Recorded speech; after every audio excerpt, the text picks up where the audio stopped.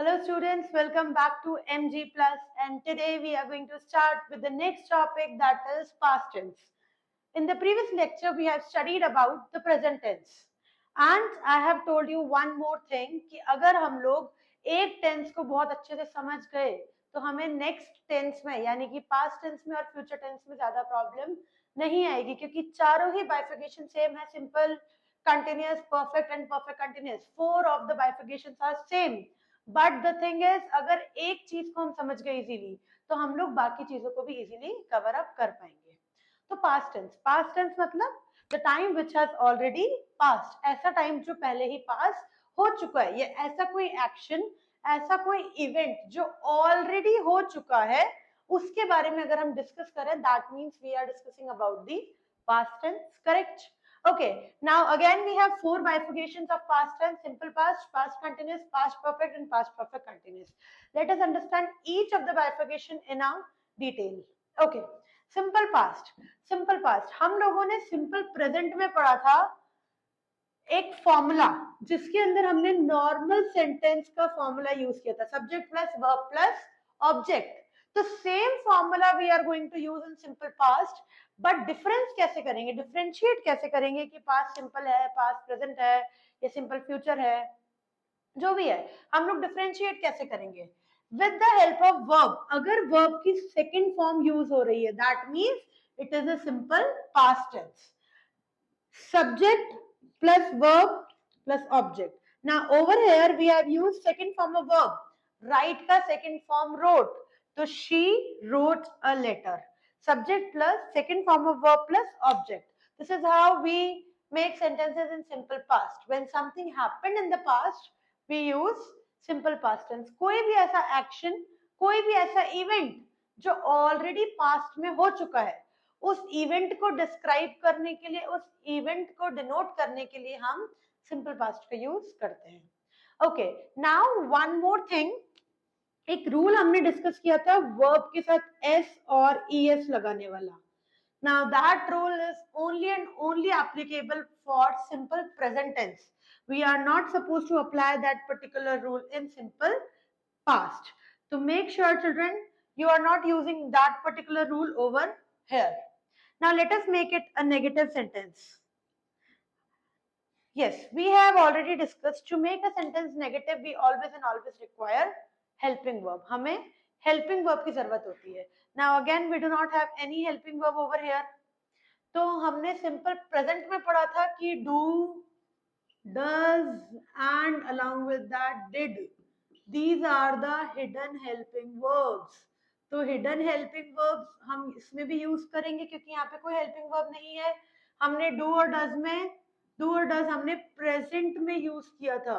Now in the past tense we are going to use did with the singular subject and along with the plural subject also हम लोग did he use करेंगे.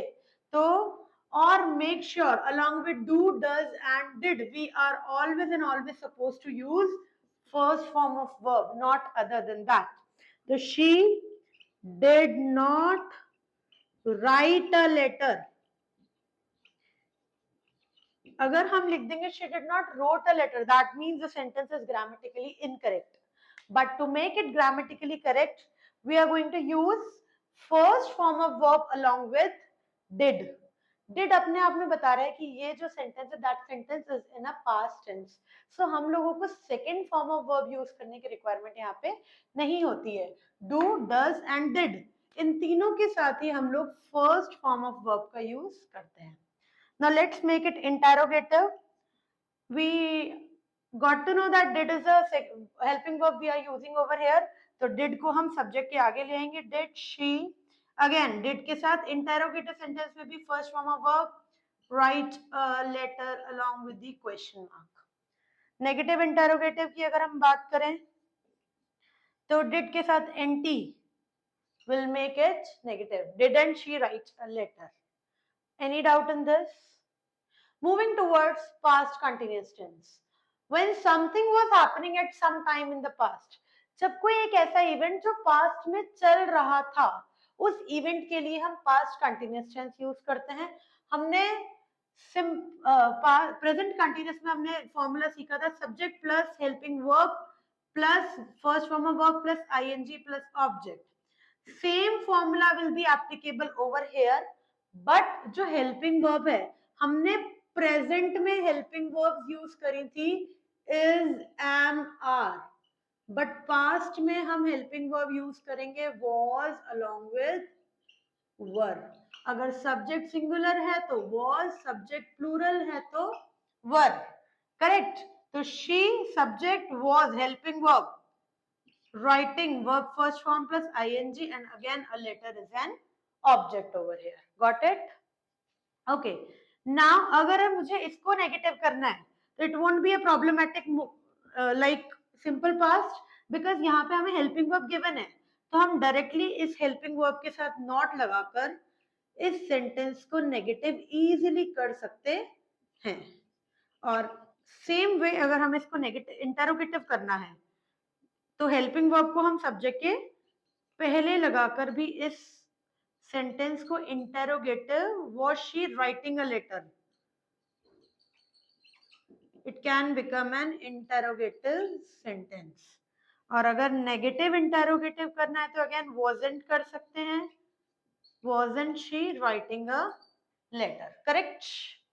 okay, moving towards past perfect tense। past perfect tense for the first event between two past events। अगर past में कोई दो event हुए हैं, कोई भी दो इवेंट का होना पास्ट में, अगर उसमें हम फर्स्ट इवेंट को डिनोट कर रहे हैं तो फर्स्ट इवेंट के लिए हम पास्ट परफेक्ट यूज करते हैं। इस टेंस को समझने के लिए let us understand with some other examples as well, it will be a tricky one. Okay, जैसे मैंने बोला example, before the fire brigade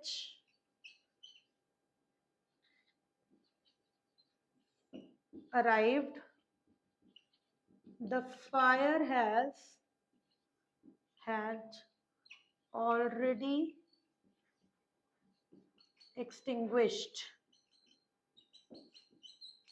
okay, यहाँ पे अब दो इवेंट हुए हैं पास्ट में। फायर ब्रिगेड अराइव्ड, एक तो फायर ब्रिगेड का पहुंचना और दूसरा आग का बुझना। Fire had already extinguished।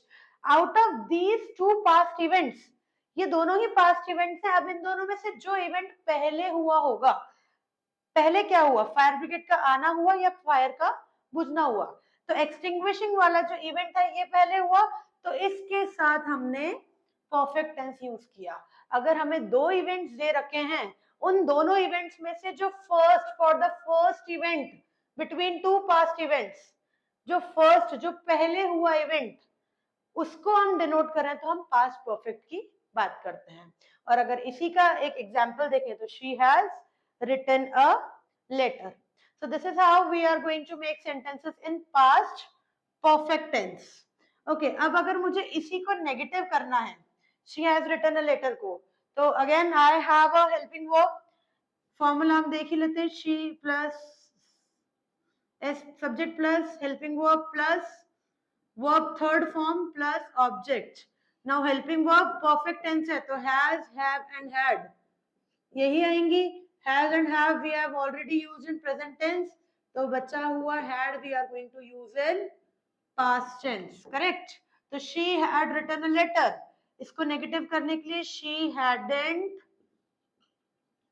written a letter, and to make it interrogative, had she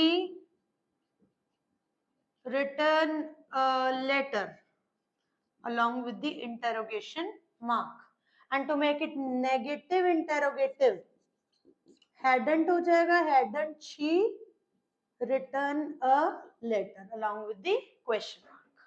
understood? any doubt in this? okay, moving to the last but not the least, that is past perfect continuous tense। past perfect continuous tense, when something started in the past, कोई एक ऐसा event जो past में start हुआ and continued for some time, और कुछ time के लिए चलता गया। For example she has been she had been writing a letter for an hour. As I have already told you that time for and since हम सिर्फ past perfect continuous में या present perfect continuous में या future perfect continuous में use करते हैं time. For an hour, since, morning, इस टाइप के sentences time denote करने वाले we always use in past perfect या present perfect या future perfect tense, continuous tense. Okay, so over here we had a formula subject plus had plus been plus first form of verb along with ing plus object. I have told you the reason of using been over here in present tense also. हमने यहाँ पे been क्यों use किया है? क्योंकि perfect tense की property है कि had, has, have, had इन तीनों के साथ हम third form of verb use करते हैं और continuous tense की property है कि हम लोग verb की first form के साथ ing use करते हैं. अब इन दोनों को ही हमें सेटिस्फाई करना है इन प्रॉपर्टीज को, तो हैड के साथ थर्ड फॉर्म नहीं आएगी या फिर फर्स्ट फॉर्म के साथ अगर हम आईएनजी यूज करें तो ये थर्ड फॉर्म वाली प्रॉपर्टी रह जाएगी. तो इसके लिए हम बी की थर्ड फॉर्म यहाँ पे यूज करते हैं, दैट इज बीन, जिससे हैड के साथ थर्ड फॉर्म भी यूज हो गई, फर्स्ट फॉर्म के साथ आईएनजी भी यूज हो गया. तो सेंटेंस क्या बना? She had been writing a letter for an hour. Correct. Let's make it negative now. She had not या hadn't been writing a letter. And to make it interrogative, had she been writing a letter?